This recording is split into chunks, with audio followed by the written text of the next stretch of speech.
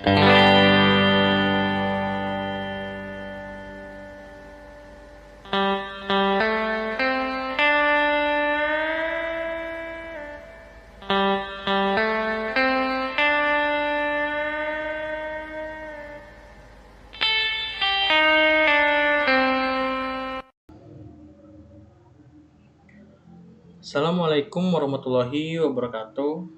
Perkenalkan semuanya, nama saya Rifki Argiano dengan NIM 123490015. Saya dari kelompok 2, tugas besar SCADA dan Sequence dengan topik yaitu Smart Fry, di mana dari topik tersebut kami mengambil proyek yaitu penggoreng nasi goreng otomatis. Di sini saya sebagai anggota dari bidang elektrikal akan menjelaskan progres yang telah didapatkan dari tim kami. Di mana yang pertama itu menentukan list komponen yang digunakan untuk membuat proyek tersebut.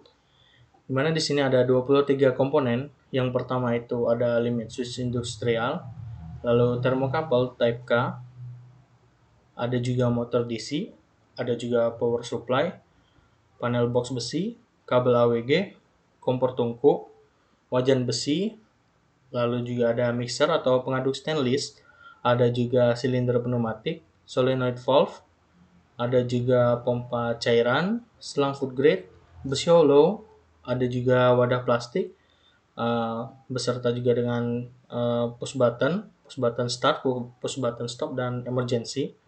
Ada juga 3 lampu indikator merah, hijau, dan kuning. Ada juga buzzer, dan yang terakhir itu isi ulang untuk tabung gasnya. Setelah menentukan list komponen, di sini kami juga menentukan apa saja yang menjadi input dan output pada proyek kami kali ini. Di mana di sini ada digital input yang masuk ke PLC-nya. Untuk yang pertama itu ada push button start. Nah, di mana di push button start ini memiliki fungsi sebagai penanda untuk memulai proses memasaknya. Lalu ada juga push button stop, di mana push button stop ini berfungsi sebagai untuk menghentikan proses memasaknya. Lalu ada juga emergency stop. Nah, di sini dapat menghentikan sistem jika dalam keadaan darurat. Ada juga limit switch pada wadah. Di sini untuk mendeteksi posisi wadah sayur atau bumbu. Di sini juga ada limit switch pada silindernya, di mana berfungsi sebagai pendeteksi posisi maju atau mundur pada silindernya.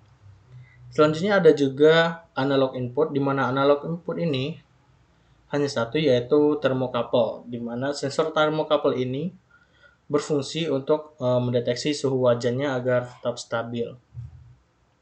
Di sini juga ada digital output, di mana yang pertama yaitu motor DC pengaduk, di mana motor DC pengaduk ini berfungsi sebagai pengaduk nasi beserta bumbunya. Lalu ada juga motor DC control gas, di mana di sini berfungsi sebagai buka atau tutup untuk katup gasnya. Ada juga solenoid valve cylinder, di mana di sini berfungsi sebagai kontrol dorong wadah yang akan dituangkan ke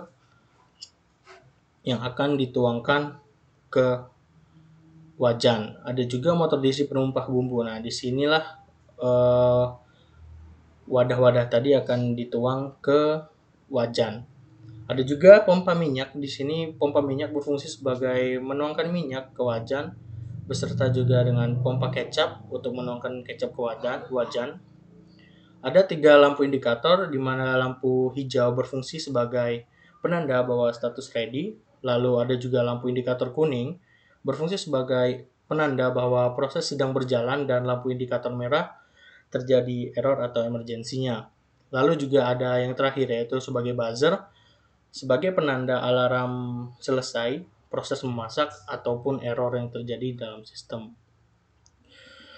Berikutnya juga tim kami menentukan blok diagram sistem pada proyek ini, yaitu yang pertama terdapat input, di mana inputnya terdapat bahan masakan dan juga sensor. Untuk bahan masakannya sendiri yaitu nasi, sayur dan bumbu, minyak, kecap, dan gas LPG. Lalu untuk sensornya kami di sini menggunakan 2, yaitu thermocouple dan juga limit switch. Untuk proses mekaniknya sendiri yaitu terdapat 3, yaitu sistem pemanas, sistem penyulai bahan, dan juga sistem pengaduk. Di mana untuk sistem pemanasnya sendiri terdapat dua, yaitu kompor gas dan motor DC kontrol katup gas. Untuk sistem penyulai bahan di sini terdapat 4, yaitu silinder pneumatik yang mendorong wadah atau sayur dan bumbu. Lalu ada motor DC sebagai penumpah bumbunya, ada juga pompa minyak dan kecapnya. Lalu untuk sistem pengaduknya sendiri ada motor DC yang berfungsi sebagai pengaduknya. Untuk sistem kontrolnya terdapat PLC di sini untuk mengontrol motor pengaduk, motor gas, silinder pneumatik untuk mengontrol pompa, dan urutan prosesnya serta interlock safety-nya. Lalu untuk monitoring dan HMI-nya sendiri, kami menggunakan LabVIEW di mana di sini LabVIEW berfungsi untuk monitoring suhu wajan, monitoring status motor dan pompa, monitoring grafik suhu real time, monitoring indikatornya, ada juga monitoring tombol start, stop atau emergensinya, dan juga logging datanya.